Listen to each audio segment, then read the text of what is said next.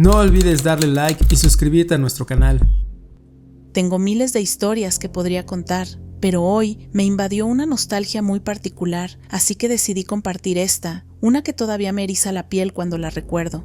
En el año 2011, mi bisabuela estaba muy enferma. Acababa de cumplir 90 años y llevaba ya varios años en un estado mental confuso, como si viviera a medias entre este mundo y otro. Sufría hemorragias internas, pero los médicos nos explicaron que hacerle los estudios necesarios para encontrar el origen probablemente la matarían, así que optaron por mantenerla sedada con morfina para aliviar el dolor.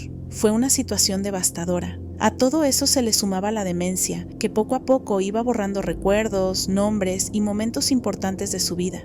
Mi esposo y yo fuimos al hospital para despedirnos. Sabíamos, en el fondo, que esa cama sería su lecho de muerte. Ella apenas parecía reconocerme, pero sus ojos seguían llenos de amor.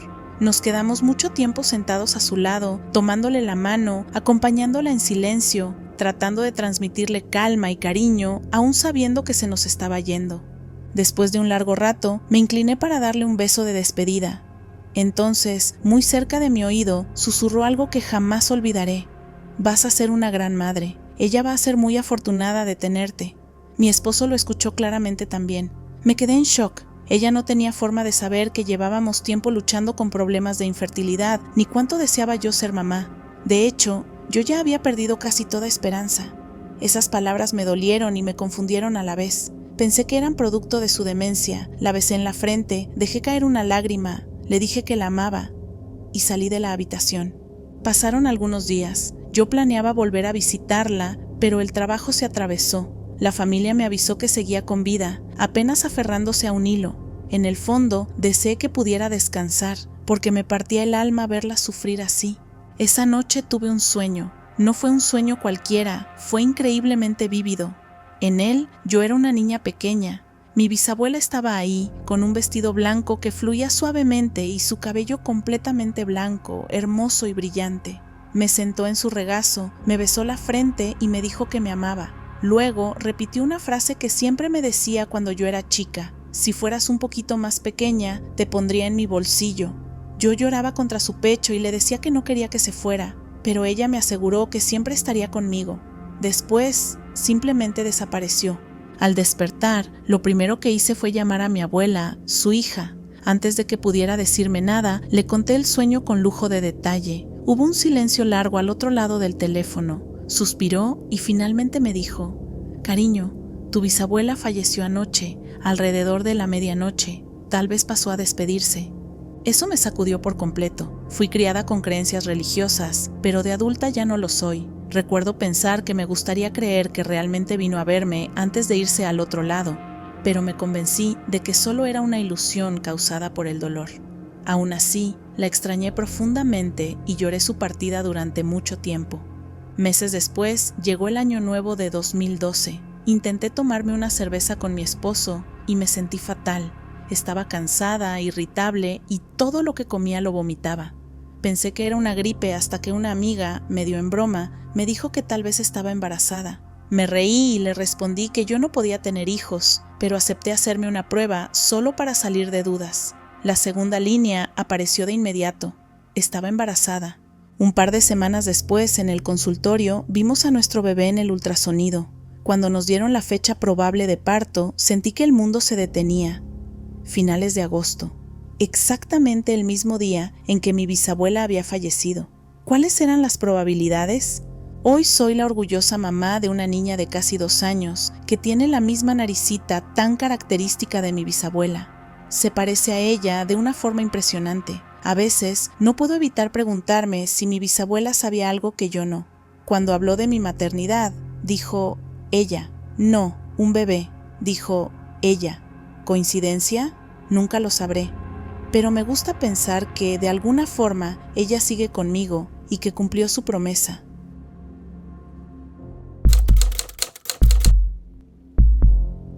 Cuando tenía 14 años, una mañana aparentemente normal terminó convirtiéndose en uno de los recuerdos más intensos y difíciles de explicar de toda mi vida. Ese día estábamos solos en casa, mi papá y yo, ya que mi mamá y mis hermanos habían salido temprano para visitar a mis abuelos. No había nada fuera de lo común. Todo se sentía tranquilo, rutinario, casi aburrido, como tantas otras veces. Me desperté, me arreglé y me preparé para ir a casa de un amigo. Antes de salir, mi papá me dijo que no se sentía muy bien, que tenía malestar y que prefería recostarse un rato. No le di demasiada importancia. Mi papá solía enfermarse seguido, especialmente con dolores de cabeza y molestias que aparecían y desaparecían sin previo aviso. Nada en su tono o en su actitud me hizo pensar que fuera algo serio, así que me despedí y salí de casa sin preocuparme. Sin embargo, apenas empecé a caminar, algo cambió. En el trayecto hacia la casa de mi amigo, una sensación extraña comenzó a instalarse en mi pecho. No era un pensamiento claro, no era una idea concreta. Era una sensación de miedo, de inquietud, una especie de presentimiento oscuro que no sabía explicar. No podía señalar una causa, pero el malestar estaba ahí, creciendo poco a poco. Fue tan fuerte que terminé llamando a mi mamá. Le dije que todo estaba bien, que yo estaba bien, pero que mi papá se sentía un poco mal. Traté de sonar tranquilo, como si solo estuviera informando algo sin importancia. Llegué a casa de mi amigo, pero apenas estuve ahí unos minutos cuando la sensación se volvió insoportable. No exagero al decir que sentí como si el mundo se cerrara a mi alrededor. El miedo se apoderó de mí de una forma brutal, casi física. Sentía que me iba a morir, que algo terrible estaba ocurriendo en ese mismo instante. No era ansiedad común, era una certeza aplastante. El corazón me latía con fuerza, las manos me temblaban y el aire se sentía pesado, denso. Ya no podía ignorarlo. Me levanté y me fui. No corrí, no sé por qué. Simplemente caminé de regreso a casa, paso a paso, con una calma extraña que contrastaba con el caos que sentía por dentro. Durante todo el camino sabía que iba a encontrar algo en casa que no quería ver. Era como si el desenlace ya estuviera escrito y yo solo estuviera avanzando hacia él. Mientras caminaba, algo que ahora me parece muy revelador ocurrió. No llamé a mi papá, ni una sola vez. Me di cuenta de eso mucho tiempo después. Creo que en el fondo estaba tratando de retrasar el momento de enfrentar lo que ya sentía como inevitable. Al llegar a la esquina cercana a mi casa me detuve por completo. Una gran cerca de arbustos separaba el camino de la entrada. No quería rodearla, no quería dar esos últimos pasos, porque en mi mente ya podía ver lo que había del otro lado. Me quedé ahí inmóvil durante varios minutos luchando contra mí mismo. Finalmente reuní el valor y caminé alrededor de la cerca, y ahí estaba, una ambulancia estacionada en la entrada de mi casa. En ese instante algo muy extraño ocurrió. Todo el miedo desapareció de golpe. La angustia se disipó como si alguien hubiera apagado un interruptor. Sentí una calma profunda, casi antinatural. Caminé junto a la ambulancia sin mirar dentro. Hasta hoy no entiendo por qué, y entré a la casa. El interior estaba hecho un desastre.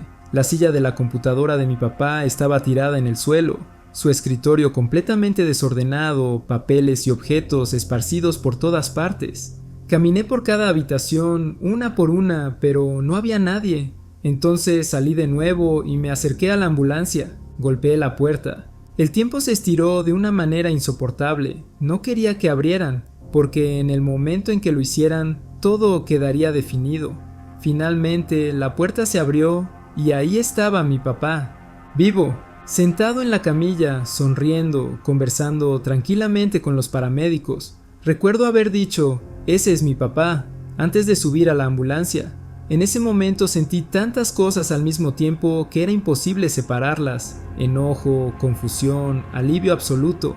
Durante más de media hora mi mente había estado convencida de que algo irreversible había pasado. Y sin embargo, ahí estaba él, aparentemente bien. Después supe la verdad. Cuando yo salí de casa, mi papá se sentó frente a la computadora y de pronto creyó que estaba teniendo un ataque al corazón. Llamó a emergencias, intentó explicar lo que sentía, pero se desmayó. Lo siguiente que recuerda es despertar mientras los paramédicos lo levantaban del suelo. Resultó que su aorta se estaba desgarrando lentamente, una condición extremadamente peligrosa. Lo llevaron de urgencia a cirugía, le colocaron una válvula artificial y, contra todo pronóstico, sobrevivió. Hoy, más de 10 años después, está perfectamente bien. Nunca podré explicar qué fue lo que sentí ese día, ni por qué supe que tenía que volver a casa. Solo sé que algo me llamó, algo más fuerte que la lógica, más fuerte que el miedo, y gracias a eso llegué justo a tiempo para no perderlo. Hay conexiones que no se ven, pero cuando se activan, no se pueden ignorar.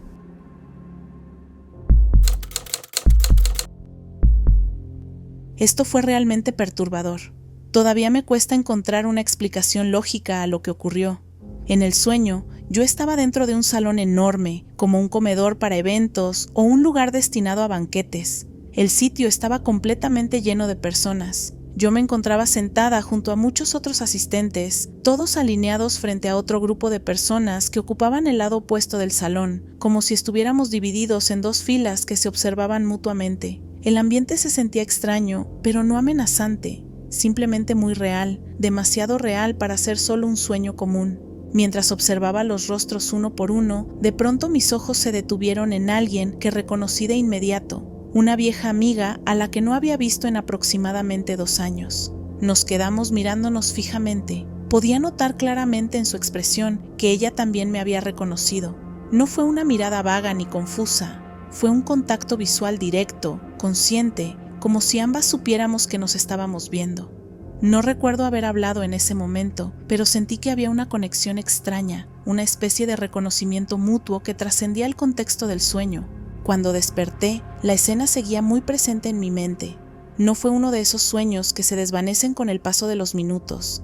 Al contrario, cada detalle seguía tan nítido como si lo hubiera vivido despierta. La imagen del salón, la distribución de las personas y sobre todo el rostro de mi amiga se repetían una y otra vez en mi cabeza. Horas después, cuando llegué al trabajo, decidí revisar Facebook por simple costumbre. No esperaba encontrar nada fuera de lo común, hasta que abrí mi bandeja de entrada.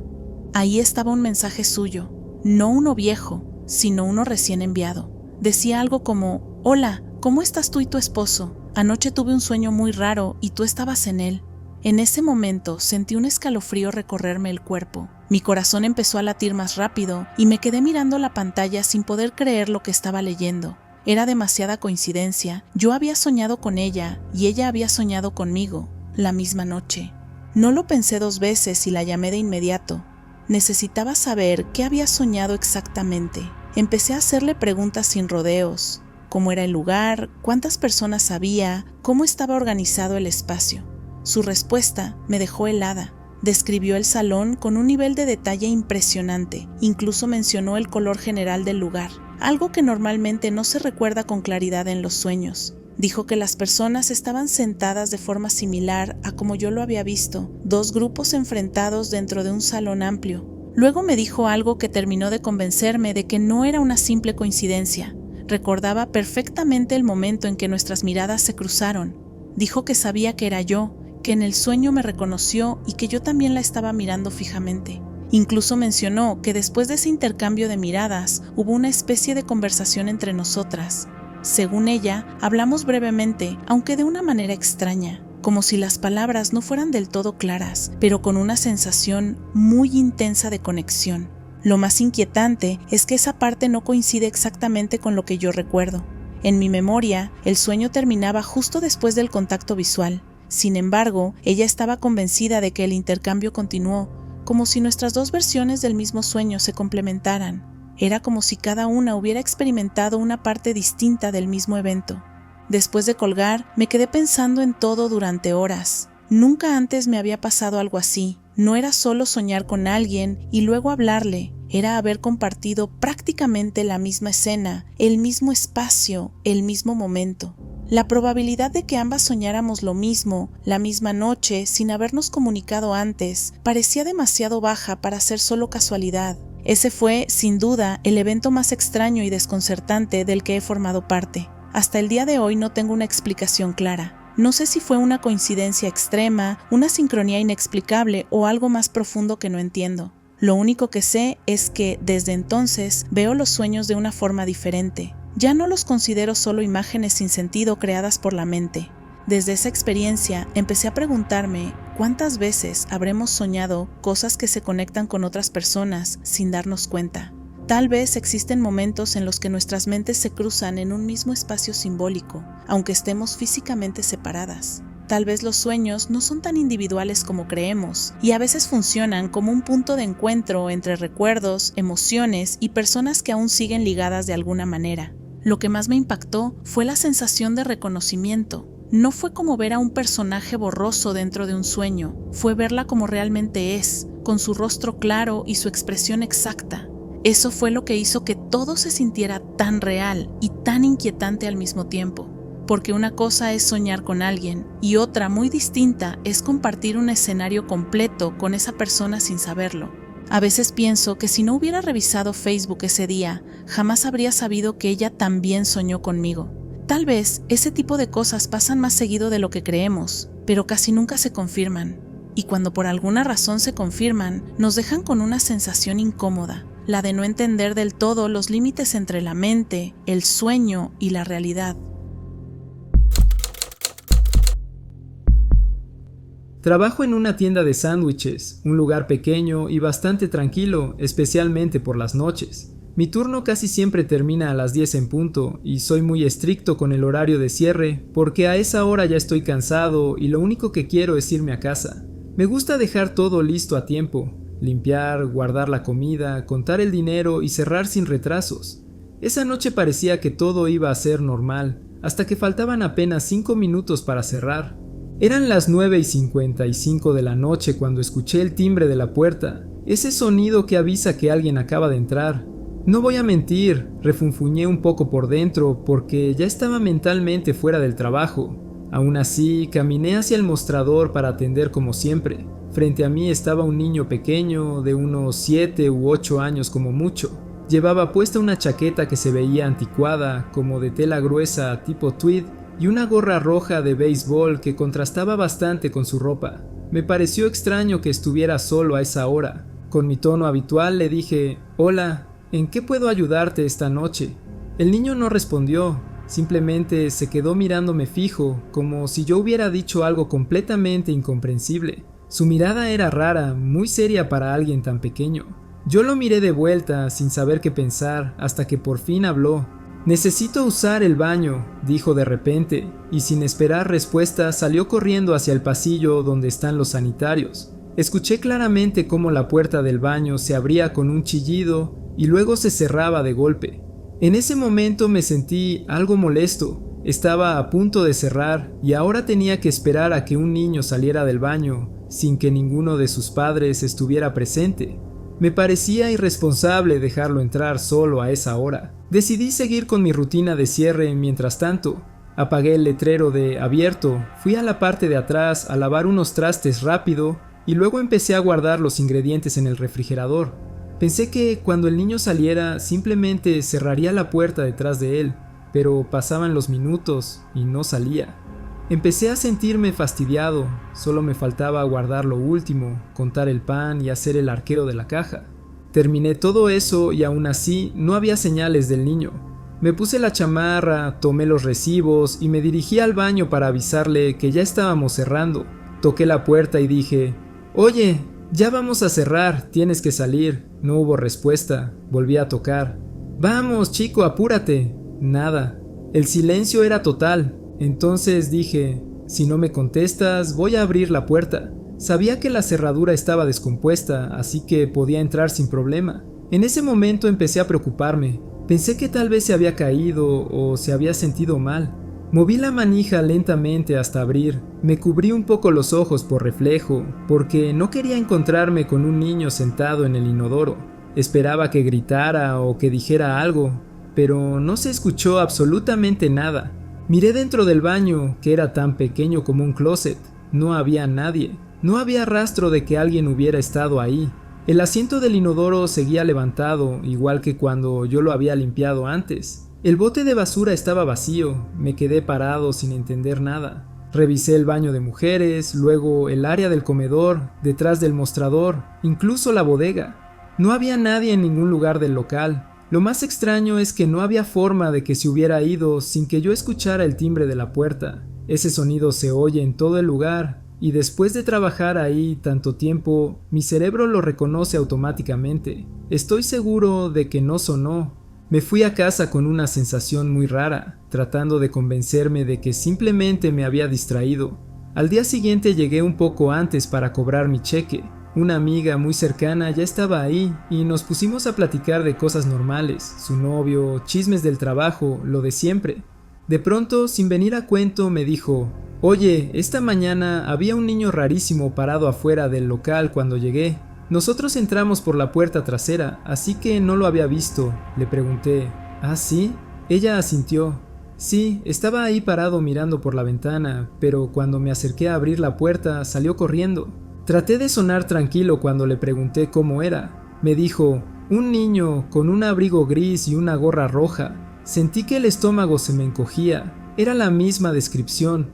Desde ese día, ni yo ni nadie más volvió a verlo. Nadie ha reportado a un niño parecido, nadie volvió a escuchar el timbre a esa hora y nunca más apareció en el baño. Hasta hoy no sé qué fue lo que pasó esa noche. No sé si fue una coincidencia imposible, si fue alguien real que se desvaneció sin explicación, o si algo extraño ocurrió dentro de ese local cuando estaba a punto de cerrar.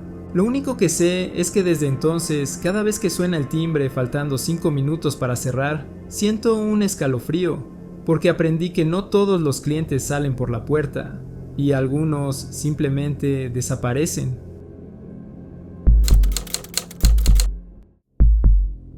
Mi cuñada y yo íbamos manejando por una calle secundaria de una zona residencial, tratando de evitar la avenida principal, que siempre estaba llena de tráfico. Esto ocurrió en una época en la que el GPS todavía no era algo común, así que dependíamos completamente de nuestro sentido de orientación y de la intuición para encontrar un camino alternativo hacia casa.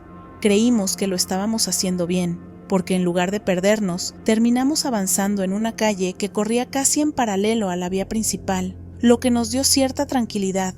Pensamos que habíamos encontrado una ruta nueva y más rápida para regresar. Yo iba en el asiento del copiloto y era un día completamente despejado, con el sol brillando fuerte alrededor del mediodía. No había niebla, ni lluvia, ni sombras extrañas que dificultaran la visibilidad. Todo se veía con absoluta claridad. Apenas giramos hacia esa calle paralela, nos dimos cuenta de que era una avenida larga y recta. Desde donde estábamos, se podía ver una buena cantidad de metros hacia adelante, incluso varios kilómetros, sin curvas ni obstáculos aparentes. La calle parecía extenderse hasta donde alcanzaba la vista, como una línea continua y tranquila entre las casas. Eso nos hizo relajarnos. Sentimos que ya teníamos un camino definido y que solo era cuestión de seguir derecho hasta encontrar una salida más adelante. Mi cuñada, que iba manejando, miraba hacia su derecha de vez en cuando, ya que en Australia el conductor se sienta del lado derecho del vehículo. Yo, por mi parte, miraba hacia la izquierda, observando las casas, los jardines y los árboles que pasaban lentamente a nuestro lado. No íbamos rápido. Era una conducción normal, sin prisa ni tensión. Ese momento de calma no duró mucho. De hecho, no debió pasar más que unos pocos segundos desde que dejamos de mirar al frente. De pronto, sin ninguna advertencia, mi cuñada pisó el freno con fuerza. El auto se detuvo bruscamente y mi cuerpo se fue hacia adelante por la inercia. Instintivamente levanté la vista para ver qué había pasado, pensando que tal vez alguien se nos había cruzado o que había aparecido otro vehículo. Lo que vi me dejó completamente confundida. La calle simplemente se había acabado. Donde segundos antes había un tramo largo y recto, ahora había una intersección en forma de T. Justo enfrente había una banqueta y detrás de ella una casa. Estuvimos a nada de subirnos a la acera y estrellarnos contra la fachada. No hubo tiempo para girar ni para reaccionar con anticipación, porque no habíamos visto venir ese final de calle. Lo más extraño es que mi cuñada no dio un volantazo ni hizo una maniobra brusca para meterse en otra calle. No hubo un giro repentino. Simplemente, en cuestión de segundos, pasamos de estar en una calle larga y abierta a encontrarnos frente a una intersección que no habíamos visto antes. Era como si la calle hubiera desaparecido de repente, como si se hubiera encogido o como si nos hubieran teletransportado a otro punto sin darnos cuenta. Las dos nos quedamos en silencio por un momento, tratando de entender lo que acababa de pasar. Yo miré hacia atrás por la ventana, esperando ver la larga recta por la que veníamos, pero ahora parecía una calle normal, corta, sin esa extensión infinita que habíamos visto segundos antes. La sensación fue muy rara. como si nuestra percepción hubiera sido engañada de una forma imposible de explicar.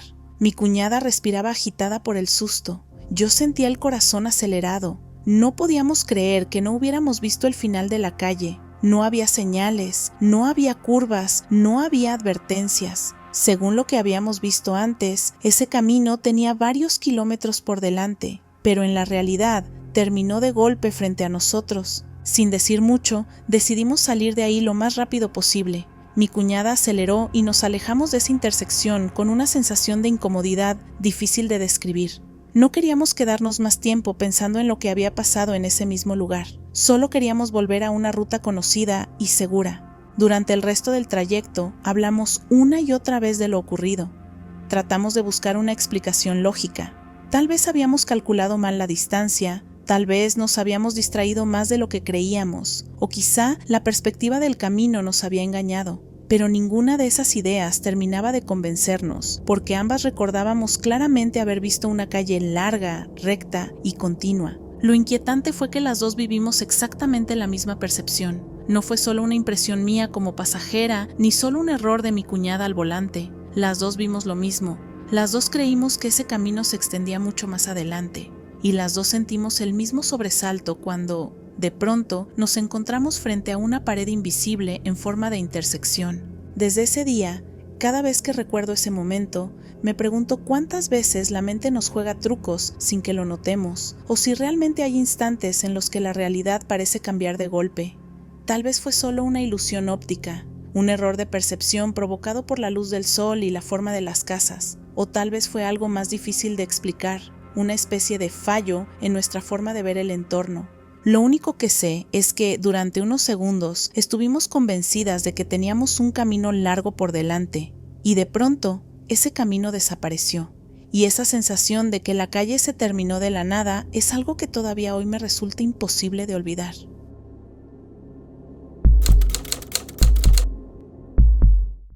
Esta es una experiencia que me ocurrió a mí y que todavía me resulta difícil de explicar con palabras. Sucedió durante la temporada de lluvias, una época en la que suelo salir con más frecuencia a recolectar hongos silvestres, algo que me apasiona desde hace años. Siempre me ha gustado buscarlos por mi cuenta, reconocerlos, escoger los que son comestibles y llevarlos a casa para preparar distintos platillos. Vivimos cerca de un bosque y tenemos una pequeña huerta dentro de ese entorno, así que conozco bien la zona y me muevo con bastante confianza entre los senderos y los claros. Ese día había terminado mis labores de mantenimiento en la huerta. Era temprano, el clima estaba agradable y corría un viento fresco que hacía más llevadera la caminata. Como había llovido en días anteriores, pensé que era un buen momento para salir a buscar hongos, ya que suelen aparecer después de las lluvias. Normalmente sigo un camino específico que ya conozco, pero esa mañana decidí cambiar de ruta. En lugar de tomar el sendero habitual, crucé por el terreno de unos ahijados, una zona que también conozco, pero que no frecuento tanto. Mientras avanzaba, noté que a un costado del terreno había un árbol grande que se había caído debido a las lluvias recientes. Lo que me llamó la atención no fue el árbol en sí, sino lo que vi encima de él. Sobre el tronco caído había 3 mujeres sentadas como si estuvieran usando el árbol como banco. Estaban cantando, pero lo más extraño era que lo hacían en un idioma que no pude reconocer. No se parecía a ningún dialecto que yo conociera ni a ninguna lengua que hubiera escuchado antes. Era un canto suave, pero al mismo tiempo inquietante, como si no perteneciera a ese lugar. Ellas no parecían haberse dado cuenta de mi presencia. Yo me detuve unos segundos para observarlas mejor. Me sorprendió notar que su ropa era muy distinta a la que suele usarse hoy en día. No sabría decir con exactitud de qué época parecía, pero claramente no era ropa moderna. Parecía antigua, como sacada de otro tiempo. Ese detalle me desconcertó aún más, porque no es común encontrarse con personas vestidas así en medio del bosque, y menos a esa hora del día. Lo raro es que hasta ese momento yo no había escuchado ningún canto mientras caminaba. El bosque estaba en silencio, salvo por el viento y los sonidos normales de la naturaleza. Además, casi nadie anda por ahí a esas horas. O es muy temprano para encontrarse con gente, o ya es demasiado tarde por la tarde, pero no es habitual ver personas reunidas en medio del monte. Por eso, al verlas ahí, sentí una mezcla de curiosidad y desconfianza. Pensé que lo mejor sería saludarlas, más que nada para que no se asustaran si me veían aparecer de repente. No quería que pensaran que yo era un delincuente o alguien con malas intenciones. Así que reuní valor y levanté la vista para hablarles. Sin embargo, en el momento exacto en que volví a mirar hacia donde estaban, ya no había nadie. El tronco seguía ahí, el lugar era el mismo, pero las 3 mujeres habían desaparecido. Al principio creí que simplemente se habían movido rápido. Tal vez se habían bajado del árbol y se habían internado en el bosque. Entonces caminé apresurado hacia un sendero cercano, pensando que por ahí se habrían ido. Miré a los lados, avancé unos metros más y revisé los alrededores. El área no era tan espesa ni tan grande como para que se ocultaran con facilidad, y aún así no vi a nadie. No había rastro de ellas, ni pasos, ni voces, ni movimiento alguno. Fue en ese momento cuando sentí un escalofrío recorrerme el cuerpo. La desaparición fue demasiado repentina. No escuché pasos, no vi sombras alejándose, no hubo ningún sonido que indicara que alguien se estaba retirando. Simplemente se esfumaron. El canto había cesado por completo, como si nunca hubiera existido. Me quedé parado varios segundos tratando de entender lo que acababa de pasar. Intenté convencerme de que tal vez mi vista me había engañado o que había interpretado mal lo que vi, pero la imagen seguía muy clara en mi mente. Las 3 mujeres sentadas sobre el tronco, cantando en un idioma extraño, con ropa que no correspondía a esta época. Después de eso decidí no seguir buscando hongos ese día. Sentí una incomodidad difícil de explicar, como si el bosque ya no fuera el mismo lugar tranquilo de siempre. Regresé a casa con la sensación de haber presenciado algo que no tenía una explicación sencilla. No fue un susto inmediato, sino más bien una inquietud profunda, como si hubiera visto algo que no debía. Con el paso del tiempo he pensado muchas veces en lo que ocurrió. He tratado de encontrarle una explicación lógica. Tal vez fue una ilusión. Tal vez la luz jugó con mis ojos, o tal vez mi mente, cansada, interpretó sonidos y formas de manera equivocada, pero ninguna de esas ideas logra convencerme del todo. Lo que más me desconcierta es el detalle del canto y de la ropa. No eran personas comunes caminando por el bosque, parecían fuera de lugar, como si no pertenecieran a ese tiempo ni a ese espacio. Desde ese día, cada vez que voy a buscar hongos, no puedo evitar recordar ese momento. Sigo disfrutando de salir al bosque, pero ahora lo hago con más cuidado y con una sensación extraña de respeto, como si ese lugar escondiera cosas que no siempre se dejan ver. Hasta hoy no sé qué fue lo que realmente vi aquel día, solo sé que fue una experiencia real para mí, algo que ocurrió en un instante y que dejó una marca difícil de borrar. Hay cosas que suceden en el campo y en el monte que no siempre tienen explicación, y esta, sin duda, es una de ellas. Antes de terminar este video, queremos darnos la oportunidad de saludar y agradecer a nuestra comunidad de tenebrosos. Valoramos mucho su apoyo. Cada suscriptor, cada comentario, cada like nos motivan a seguir creciendo y mejorando. Ustedes nos dan la oportunidad de hacer algo que nos apasiona y recuerden que si tienen una historia para compartir con nosotros, no olviden enviarla a nuestro correo electrónico que está en la descripción del video. Nos vemos en el próximo universo.